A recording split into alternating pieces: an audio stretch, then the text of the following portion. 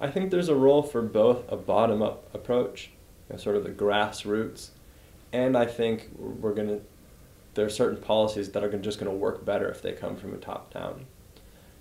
We could fix climate change right now if each and every individual decided to reduce their greenhouse gas emissions.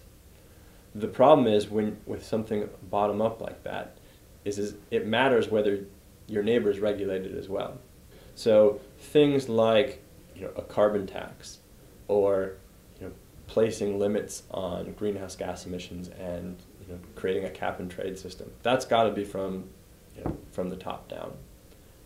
But I think the only reason George Bush was talking about climate change in Australia in recent history is because of the bottom up, because so many people are concerned about it and are talking about it and trying to do. It's because we get back to those people who are making biodiesel in their garage. If those people weren't doing that, if they weren't telling us that this is something really important and these are actions I'm willing to take, the rest of us wouldn't be paying attention. It's very empowering to explore these options, and I think that the reason that a lot of people are drawn to these options is because they feel powerless about what to do, and they feel like they have very limited options, and this is a way to be really proactive and to stand by your morals and to say no to a system that you don't want to be a part of.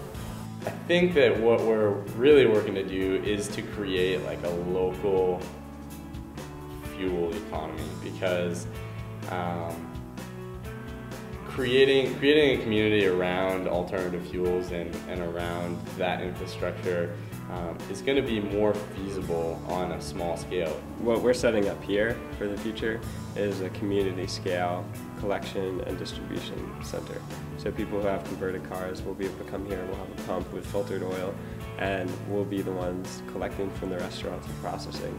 And in that sense, we want to make a community connection between local people who obviously eat at local restaurants and fuel, and make that sort of triangle connection and have people support each other in the local sense.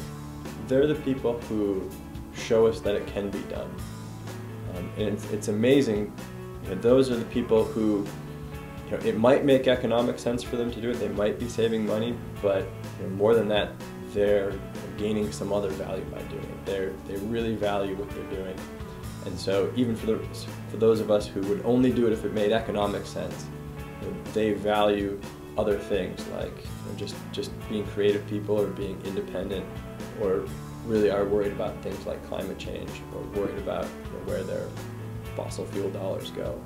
And so they're the people who show us that it can happen. And that's really exciting, because they're also up against a pretty stacked deck.